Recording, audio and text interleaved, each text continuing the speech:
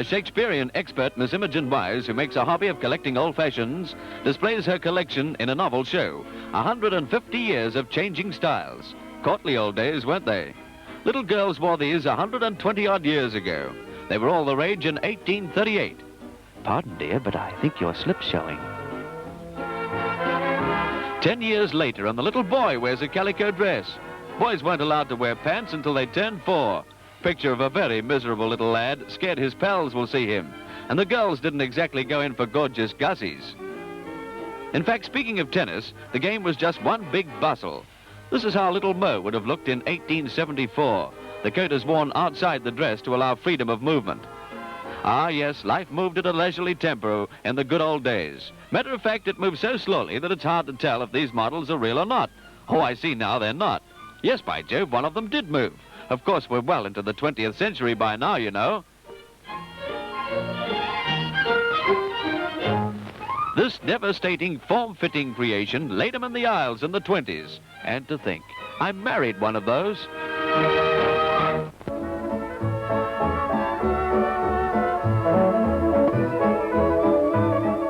Reasons why we are looking forward to next summer. Here's a preview of swimsuits, scantier, more charming than ever. 1938-39 gives way to 1939-40.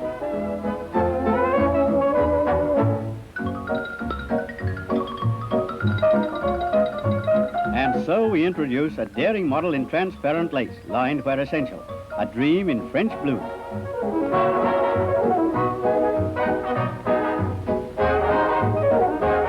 Old, new fashion, gay 90s style, in gypsy striped cotton with 3 coy frills that are already making us beach conscious. Strapless, form-fitting, in sharkskin satin lastex, held up by a boned bodice and the hopes of every right-thinking citizen.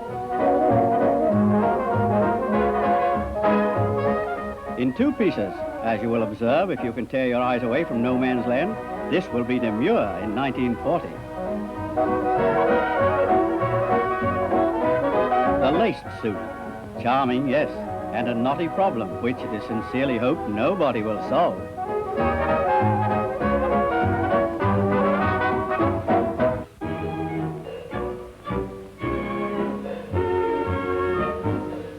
Ooh la la! The first big fashion show since the curtain of war was lifted from the Australian scene. It was filmed by the courtesy of Mark Foy's Sydney, and it has what it takes. Here is something new, the harem satin lounge suit with a distinctive Eastern atmosphere.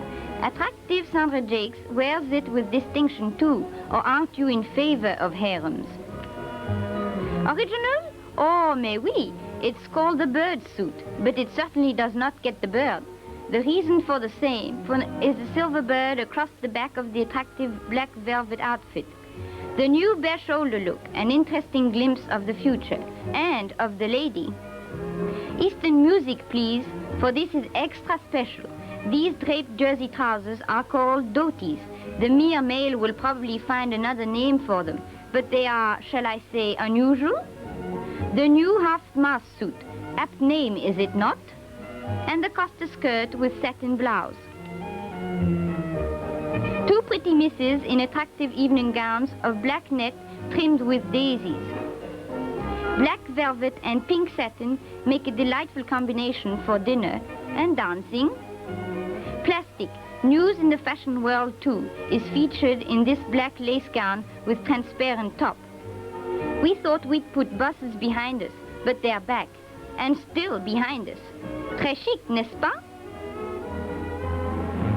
Ah, the frontless frock. You've heard so much of it. Now, what do you think? Elegant, no? A new style shoulder effect in pink pearl satin with a side drape. Ah, le dernier cri. A débutante frock just like a picture. Alors, the heart she will break. And by contrast, the sophisticated line. It is a Grecian draped model and very ultra. Here comes the bride. Simplicity is the keynote of this beautiful bridal gown of embossed satin with a 3-tier short bridal veil. This glamorous frock is of cream net trimmed with orange blossoms. Lovely girl, lovely gown. Oh, les coupons, which being interpreted is to say, may all her little troubles be coupons. Yes, it's peach blossom time in Sydney, and the flowers that bloom in the spring are adding their loveliness these days to miladies' headwear. Spring fashions are here again, and at the first of the season's big dress parades, these three lovely mannequins reveal just how charming the teenage girl can look in a dirndl skirt in a lovely all-over design. Little Bo Peep. It's a shepherdess sun frock, strapless, backless, with something cute in sunbonnets to match. They call this the color line. There's no doubt about the line. The color motif is black and white. It's an attractive three-piece ensemble for beach parties. But if you prefer something in the way of lounge pajamas, you'll go for Harlequin, hook, line, and sinker. Sea Revelation. Just the thing to make the wild waves wilder. It's black satin and net, eye-catched with satin appliques of decorative seahorses at each side. The Bumblebee, the name that fashion designers have given this white striped one-piece swimsuit. If you get stung, fellas, don't blame me. It's made of plastics. They call it Bombalaska.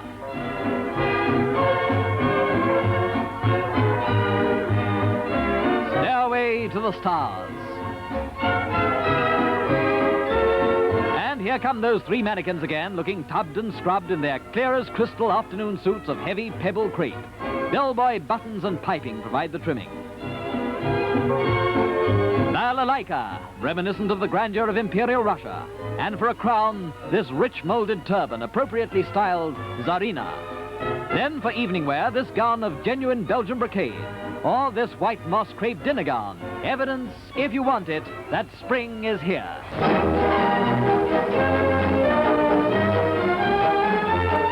At Parramatta Home Science High School, Sydney, girls up to the age of 16 put on a parade that's distinctly novel.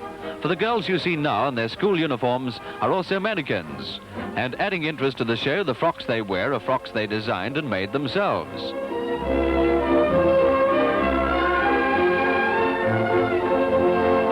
French means Paris creations to these students, and these dresses are made as part of the intermediate exam. They all deserve full marks. Proud mamas see their daughters parade in styles they fashioned themselves for next summer's sunshine.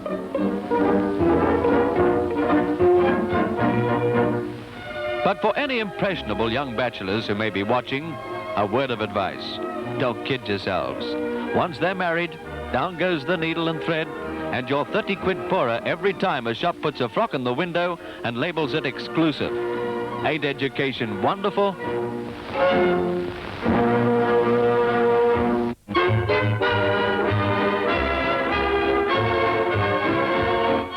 Visiting Irish mannequins parade in a big Sydney store. Rachel wears a skirt called Irish Washerwoman. The red flannel petticoats come a long way, and now it's an evening at home ensemble. Pat O'Reilly, a lovely colleen in separates made of crash linen, tea toweling. No wonder it's called Kitchen Fugue. Here's a hand-tailored suit in Donegal tweed, the lightest that's ever been woven. It's hand-woven to feel just like linen. It's called Just for Fun. Judy Barraclough wears a dress of pure silk with trailing flowers, a gay entry into summer. And here's a fabulous Irish linen ball gown.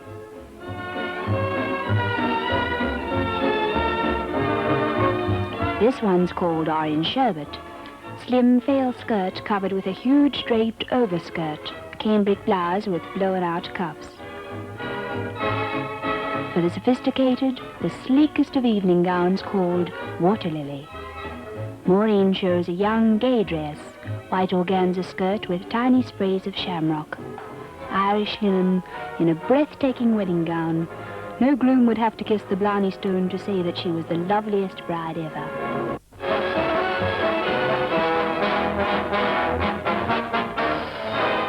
Take one or two black conies, depending on size, fashion, and stitch, and you have a pair of fur pedal pushers just made for setting off that ocelot vest.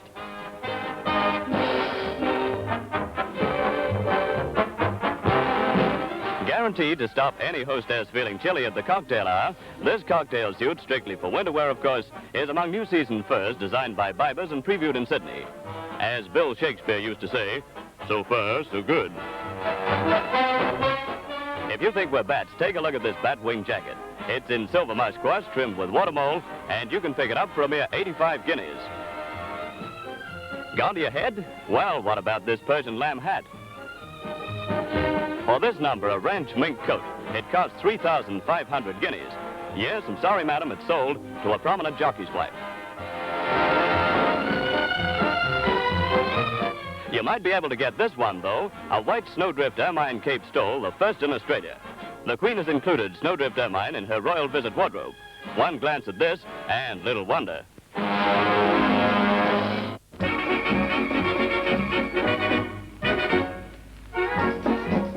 At Sydney's Trocadero, the fashion-conscious, and that means Dad who pays for it as well as Mum who wears it, see a parade of cotton in the first Australian fashion convention of disciplined fabrics.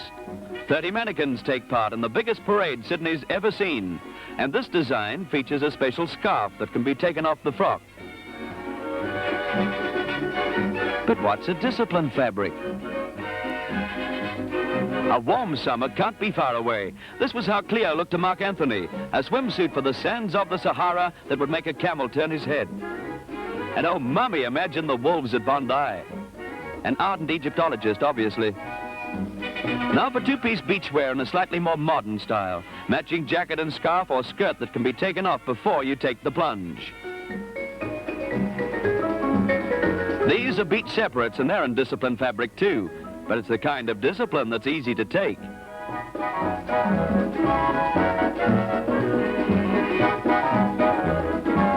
A hostess gown, strictly for the hostess with the mostest.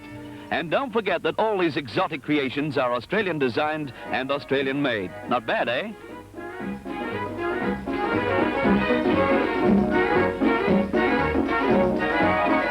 This attractive evening gown features a Buzak designed fabric. It's interesting to remember that all gowns shown are of cotton. But what's a disciplined fabric?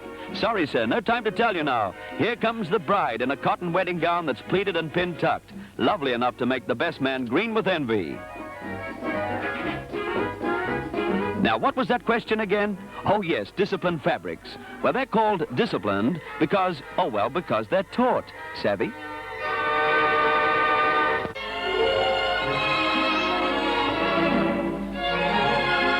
Every girl dreams of a wedding gown, as every man knows. And this exquisite nylon creation by Cara is a dream if ever there was one. It's shown at the opening of Sydney's latest bridal and debutante salon.